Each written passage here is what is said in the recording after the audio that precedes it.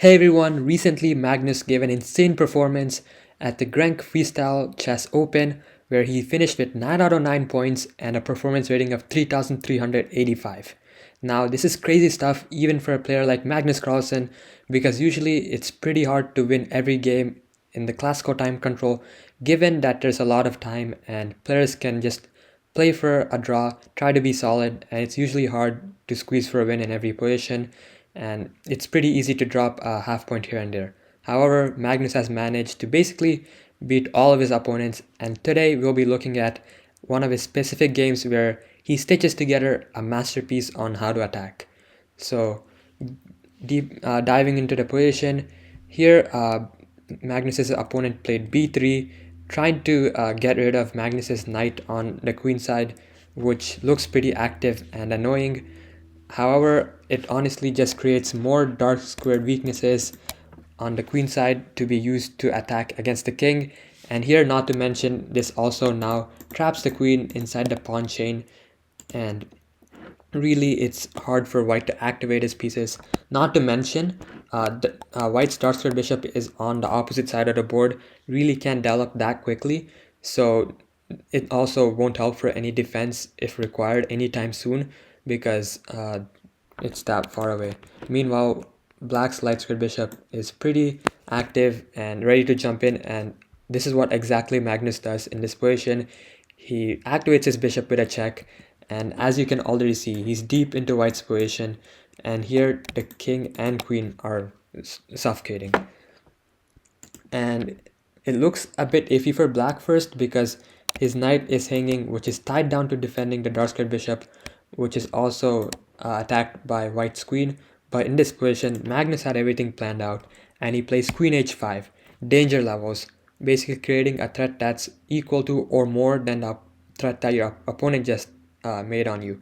And here Magnus is not only threatening to win a rook, and he's threatening to do it with checkmate. So white has no time to really try and see if there's any way to win the knight here.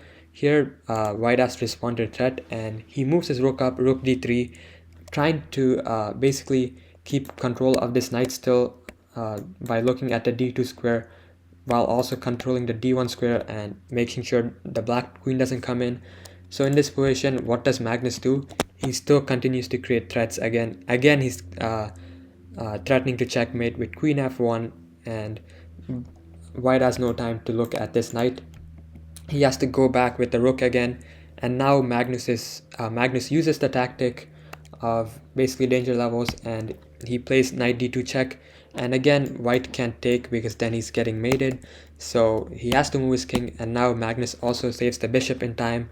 So when he played bishop a3, he probably calculated this out and saw that his knight and bishop were getting out right, all right, and here he's basically ended up in a better position than he started out with, using his queen to sort of make the white rook dance back and forth, and then he uses his knight and bishop to further infiltrate into white's position, and here he's threatening bishop c3 to win the queen as the king has really no escape. So white plays queen b2 in advance to try to stop the dark square bishop, and now if you briefly take a look at this position, basically almost all of white's pieces are pretty badly placed except this knight on d4, and meanwhile the black's pieces are nicely placed, and especially the dark squared weaknesses around the king are pretty concerning long term. So in this position, Magnus first continues to basically put pressure on white. Not to mention the white rook was also pretty nicely placed. I mean, it can always swing down later in the future, and it also has an eye on the knight. So first Magnus tries to force that back into a corner. Now it's just staring into the c-pawn, and then Magnus takes care of this knight, which I mentioned earlier was really nicely placed. He plays knight f3, and he basically trades it off. And in this position, if you take a quick a scan, all of white's pieces are pretty badly placed, and basically almost all of Magnus's pieces are pretty active except this knight. So in this position, white tries to grab material and somehow hold on and hope it works out in the end, especially if he has more material. And honestly, that isn't a great strategy you should go for, but in this case, really don't see many other options. Perhaps he should have just focused on developing his dark square bishop. Magnus simply now brings his other knight forward, and in this position he realizes that he doesn't have any immediate basically any immediate good threats. So this is where it's important and something where we can learn from him as well, where when you don't see anything good with the concept of making a threat after threat, you decide to activate your pieces more, which allows you to create more threats. So here Magnus brings the one piece that wasn't active, and he's bringing a knight. And here white plays king b2, and this is sort of another, I would say, honestly, inaccuracy. Instead, white should have perhaps tried to find ways to develop and activate his pieces, sort of try to fight back actively, but king b2 um, does look like it's doing that, but in this position, Magnus can just play moves like queen g2 and align with the white king and take advantage of it, which happens in the game soon enough.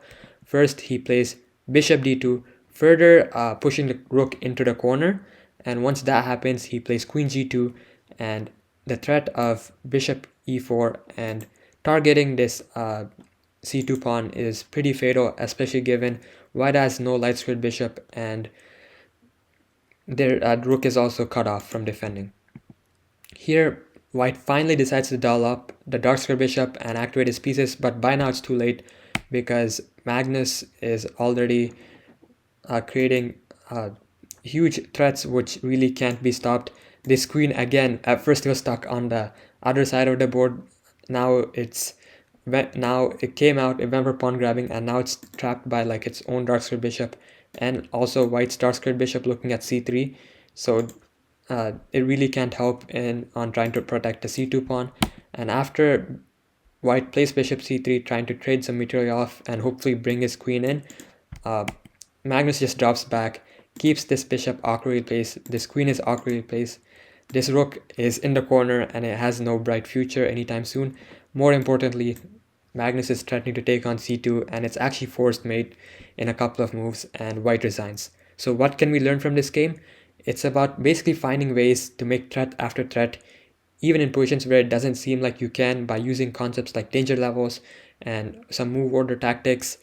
And in the end, if you don't see any good threats you can make, as you saw, Magnus just slowly developed his pieces. In that case, he played knight c6. He was waiting for white to sort of make a wrong move, like as you saw, white went pawn grabbing with queen takes g7 and pushed his king up instead of perhaps developing his dark squared bishop earlier, and Magnus took advantage of that and slowly destroyed his opponent.